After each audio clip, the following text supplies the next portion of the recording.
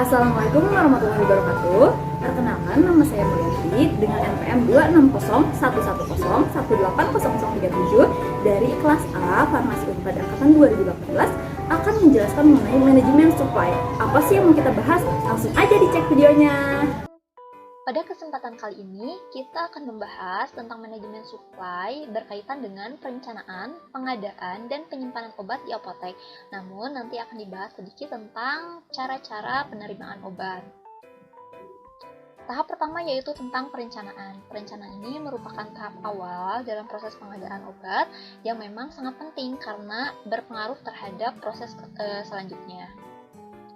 Nah, dalam perencanaan ini meliputi proses pengadaan, perencanaan kebutuhan fisik seperti ruangan dan peralatan yang dibutuhkan, kemudian target pelayanan kesehatan, indeks satuan kebutuhan, penggunaan bahan logistik yang lalu, alokasi anggaran, dan alokasi pengadaan serta waktu. Dalam perencanaan ini, yang direncanakan adalah kebutuhan untuk 1 tahun ke depan. Biasanya, perencanaan kebutuhan logistik itu tersebar dalam perencanaan kegiatan atau mata anggaran. Nah, biasanya itu diterapkan di rumah sakit pemerintah. Adapun untuk perencanaan sendiri, itu disusun berdasarkan usulan kebutuhan dari setiap satuan kerja dan harus mencakup setiap jenis bahan logistik yang dibutuhkan. Untuk perhitungan kebutuhannya dapat berdasarkan RKO atau Rencana Kegiatan Operasional, kemudian pemakaian tahun lalu, dan persediaan gudang. Target kebutuhan itu meliputi jenis kegiatannya itu apa, kemudian kebutuhan bahan logistik setiap jenis kegiatannya itu apa saja, dan kebutuhan cadangan atau yang tak terduganya apa saja. Kemudian indeks kebutuhan itu mencakup standar baku kebutuhan bahan logistik yang ditetapkan oleh kepala dinas atau direktur, kemudian direview secara berkala dan disiapkan prosedur darurat atau penyimpangan. Nah, dalam perencanaan itu masuknya ke supply chain management tuh maksudnya adalah dalam proses pemenuhan kebutuhan, di mana penentuannya itu dipengaruhi oleh pemakaian tahun lalu, sisa persediaan atau stok akhir, anggaran, kemudian epidemiologi atau pola penyakit, slow and fast moving, metode Venn dan ABC, rekomendasi dari Komdik, dan pengembangan. Nah, dalam proses perencanaan ini ada beberapa pertanyaan yang memang harus dijawab gitu. Yang pertama, apa yang dibutuhkan? Di mana dibutuhkannya? Kemudian kapan dibutuhkannya?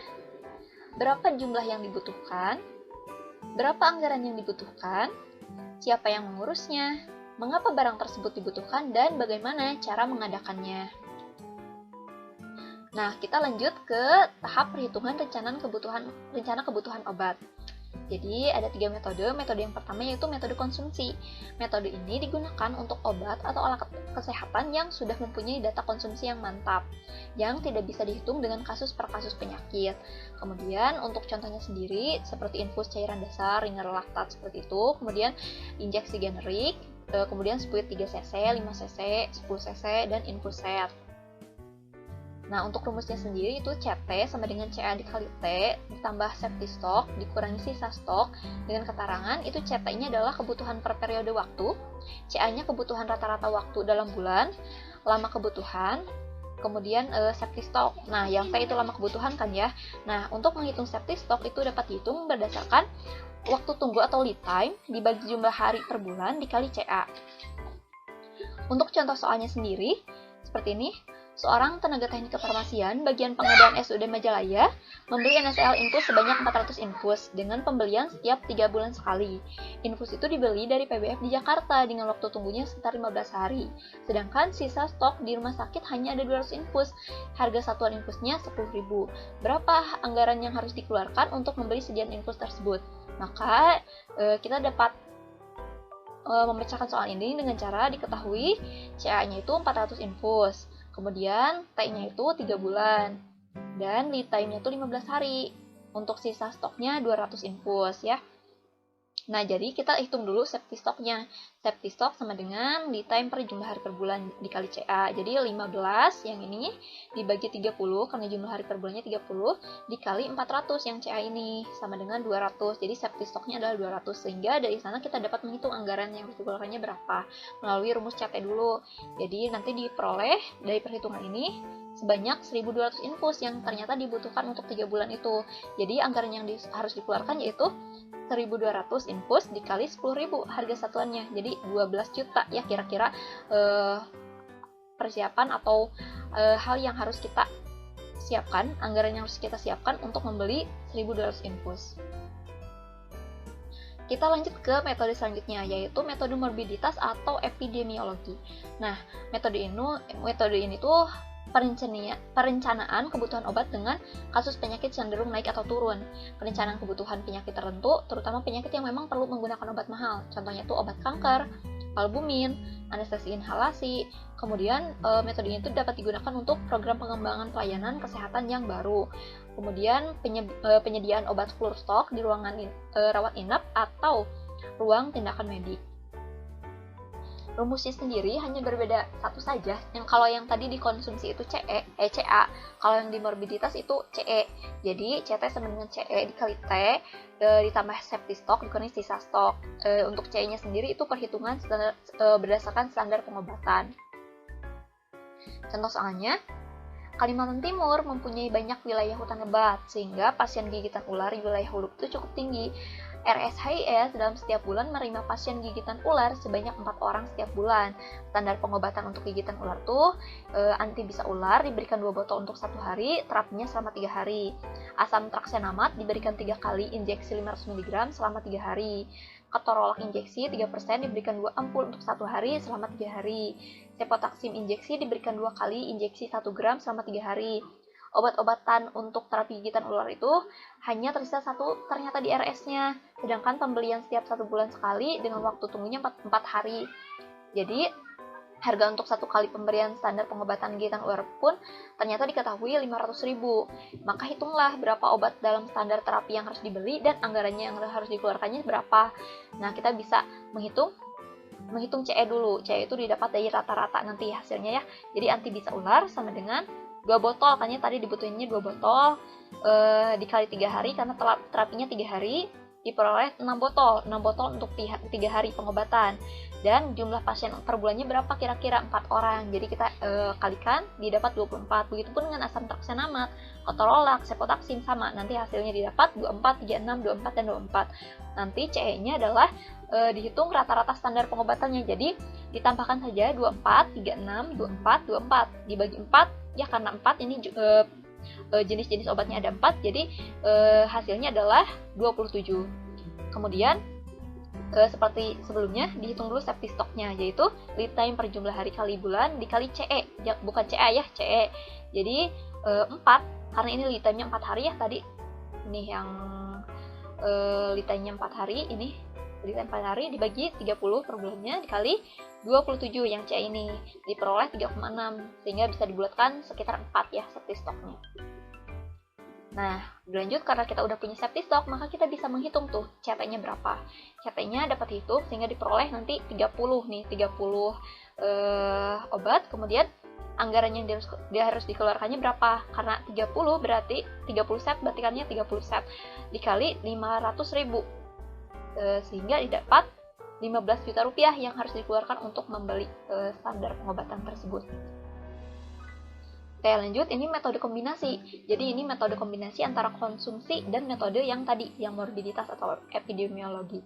Nah, digunakan untuk obat dan alkes yang memang terkadang fluktuatif, sehingga dapat menggunakan metode konsumsi dengan koreksi pola penyakit, perubahan jenis atau jumlah tindakan, perubahan pola presepan, dan perubahan kebijakan pelayanan kesehatan. Untuk rumusnya sendiri, jadi tadi dikombinasikan antara CA dan CE-nya. Jadi C kombinasi sama dengan CA plus CE dikali T ditambah safety stock dikurangi sisa stok. Untuk keterangan sendiri sama, nanti ada safety stock juga perhitungannya. Ini contoh soalnya, Murjani setiap tahunnya pasti ada pasien menderita DBD atau demam berdarah. Diprediksi ada sebanyak 100 pasien. Penanganan pasien DBD tersebut dengan diberikan infus ringer laktat 500 cc 20 tetes per menit selama 5 hari. Konsumsi ringer laktat itu tiap bulannya adalah 5.000 infus dengan waktu tunggunya setengah bulan. Sehingga hitunglah berapa RL yang harus disediakan rumah sakit agar tidak terjadi kekosongan. Jadi kita bisa hitung ya. Kita bisa hitung ini dari RL-nya sendiri. Jadi kita hitung dulu berapa kira-kira RL yang memang dibutuhkan. Nah, jadi 1 mili Kenapa 1 mili? Karena 20 tetes itu biasanya 1 mili ya. 1 mili per menit dikali 60 menit, karena kita hitung dulu per jamnya berapa, diperoleh 60 mili per jam. Maka kita konversi lagi ke hari. Jadi 60 mili per jam dikali 24 jam. 24 jam berarti 1 hari kan ya. Jadi 1440 mili per hari dibagi 500 mili. Nah, 500 mili itu ini dari volumenya ya. Diperoleh 2,88 botol. Sehingga kita bulatkan saja jadi 3 botol per hari. Ringan laktatnya tuh dibutuhkan 3 botol per hari. Nah, RL yang dibutuhkan kan 3 botol per hari ya.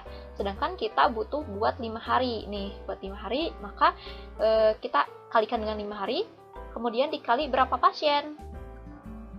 Prediksinya ada 100 pasien. Jadi kalikan jumlah pasiennya sehingga diperoleh 1500 botol kebutuhannya. Jadi kita hitung safety stock sama dengan lead time per jumlah hari per bulan dikali CA plus CE sama dengan 15, karena tadi setengah bulan ya menunggunya. 15 per 30 kali 5000 tambah 1500 didapat 3250 botol. C kombinasinya dapat dihitung dengan tadi ditambahkan dari 5000 ditambah 1500, ini 1500 dari ini ya, dihitung dari C ini, dikali 1 ditambah 3250 dikurangi 5000, diperoleh 4750 botol. Jadi memang harus disediakan sekitar 4750 botol di rumah sakit tersebut. Nah, tadi kita sudah mengetahui ya cara perhitungannya seperti apa. Kita harus mengetahui juga kelebihan dan kekurangan dari masing-masing metode, yaitu metode konsumsi dan epidemiologi. Nah, kelebihannya itu untuk konsumsi, data konsumsinya akurat atau metodenya paling mudah, tidak membutuhkan data epidemiologi maupun standar pengobatan. Jika data konsumsi dicatat dengan baik, maka pola preskripsinya tidak berubah dan kebutuhan pun relatif konstan. Untuk morbiditas atau epidemiologi, perkiraan kebutuhannya mendekati kebenaran. Program-program yang barunya dapat digunakan. Untuk program-program baru ini dapat digunakan. Kemudian usaha memperbaiki pola pengobatan obat dapat didukung oleh standar pengobatan.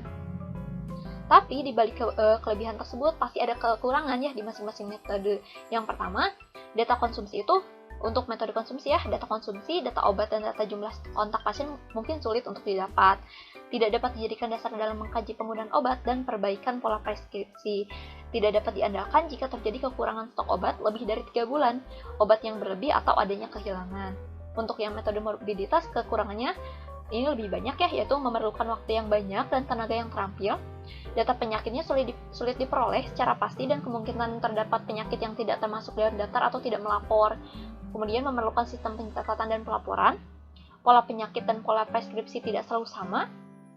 Dapat terjadi kekurangan obat karena ada wabah atau kebutuhan insidental tidak terpenuhi dan adanya variasi obatnya terlalu luas.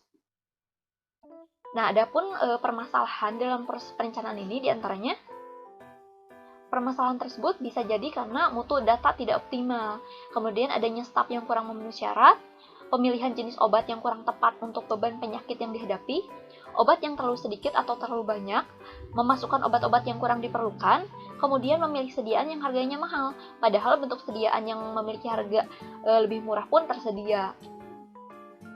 Kemudian dalam proses perencanaan juga ada beberapa metode ya, ada metode analisis Venn dan metode ABC. Apa sih maksudnya? Untuk analisis Venn itu maksudnya adalah suatu analisa yang digunakan untuk menetapkan prioritas pembelian obat serta menentukan tingkat stok yang aman dan harga penjualan obat. V itu apa? Jadi Venn itu singkatan ya, untuk V-nya adalah vital. Pengelompokan obat yang terdiri dari obat yang wajib karena berfungsi untuk menyelamatkan nyawa pasien atau life saving. Jadi butuh banget sama obat yang masuk ke kategori V ini. Contohnya epinefrin, NSAID 3%, dan dopamin. Kalau esensial yang E, itu pengelompokan obat yang terdiri dari obat-obat yang berfungsi untuk menyembuhkan penyebab penyakit pada pasien dan masih bisa ditunda pemberiannya bila tidak tersedia. Jadi masih bisa ditunda tuh kalau kita belum bisa mengadakan obat esensial ini. Jadi masih bisa kita tangani. Jadi tidak seperti yang life saving harus banget ada gitu. Untuk esensial ini contohnya antibiotik, NSAID, dan obat gastro. Untuk non-esensial ini pengelompokan obat yang terdiri dari obat-obat yang bersifat penunjang dan tidak begitu diprioritaskan. Contohnya vitamin, suplemen, karena kalau misalnya obat-obatan tersebut tidak tersedia, itu masih bisa ditunda dan tidak berpengaruh terhadap life saving.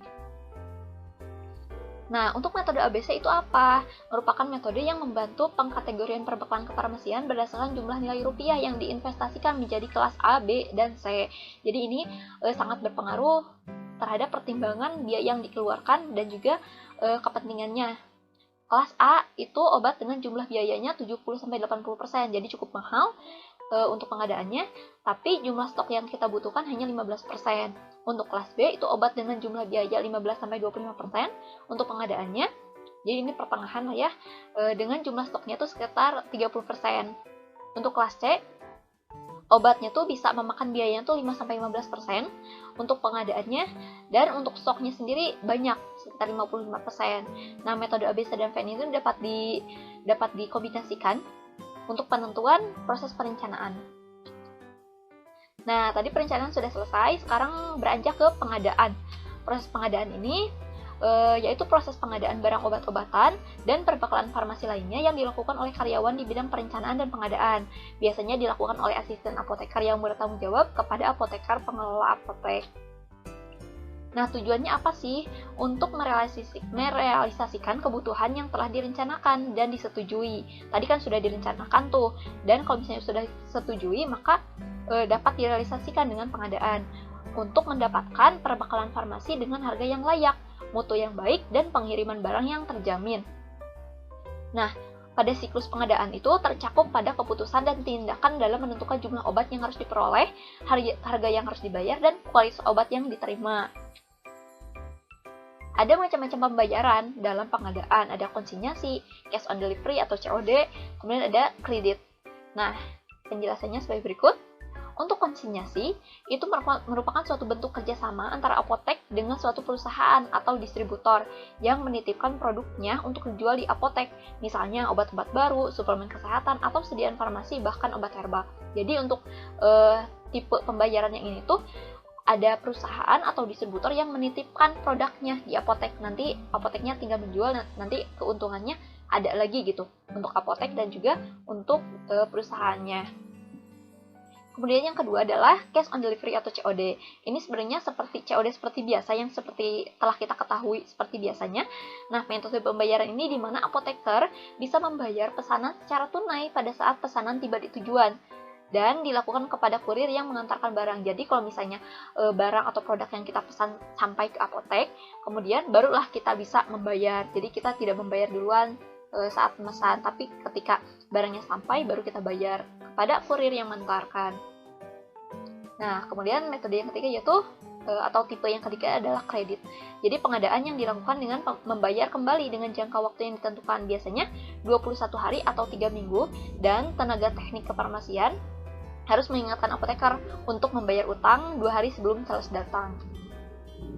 Nah, setelah kita misalnya mengadakan proses pengadaan suatu barang, otomatis nanti setelah didapat barang tersebut ada proses penerimaan.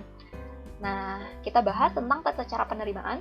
Dengan step 1 atau langkah 1 adalah kita menerima barang dari supplier, kemudian kita melakukan cek kesesuaian apakah benar itu untuk apotek kita atau bukan. Kemudian step keduanya, kita cek itemnya, apakah benar itemnya yang kita pesan, jumlahnya berapa, batch-nya, dan kemudian expire date-nya berapa, kapan.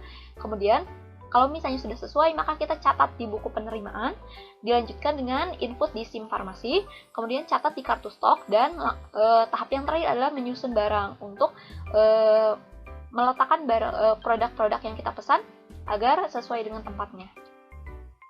Lanjut ke penyimpanan di apotek. Tadi setelah kita menerima barang tersebut atau produk yang kita pesan, maka selanjutnya adalah kita harus menyimpan di tempat yang tepat.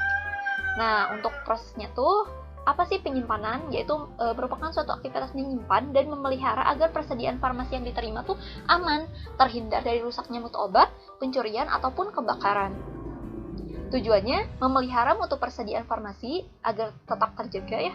Kemudian yang kedua, menghindari penggunaan tidak bertanggung jawab. Kemudian menjaga ketersediaan obat setiap kali diperlukan. Kemudian yang keempat adalah tujuannya memudahkan pencarian dan pengawasan. Karena apabila kita tahu tempatnya di mana, otomatis kita akan lebih mudah mencari ya dan mengawasi obat tersebut. Kemudian yang kelima adalah tujuannya menjamin keamanan dan dari kerusakan, kecurian, dan kebakaran. Kemudian yang selanjutnya yang keenam, ini menjamin pelayanan yang cepat dan tepat. Karena seperti tadi, seperti yang nomor 4 ini, Setelah kita tahu, memudahkan kita mencarinya, sehingga pelayanan pun akan menjadi cepat dan lebih tepat. Faktor pertimbangan dalam mengatur tata ruang penyimpanan itu berdasarkan kemudahan ruang geraknya, sirkulasi udara yang baik, rak dan palet, kondisi penyimpanan, dan pencegahan kebakaran. Ini harus ada ya, pencegahan kebakaran. Selanjutnya, tata cara penyimpanannya tuh ada berdasarkan penyusunan menurut jenisnya, menurut FIFO dan FIFO, penyusunan kemasan besar, kemudian penyimpanan narkotik, sediaan dan lingkungannya, pencantuman nama. Nah, penyimpanan narkotik ini biasanya dibedakan, biasanya ditempatkan di lemari yang memang terkunci dan mudah diawasi. Nah, mungkin terima kasih atas perhatiannya dari saya. Semoga apa yang telah saya sampaikan ini bermanfaat, dan saya mohon maaf atas segala ucapan yang salah ataupun penjelasan yang kurang tepat. Wabillahi taufiq wal hidayah. Wassalamualaikum warahmatullahi wabarakatuh.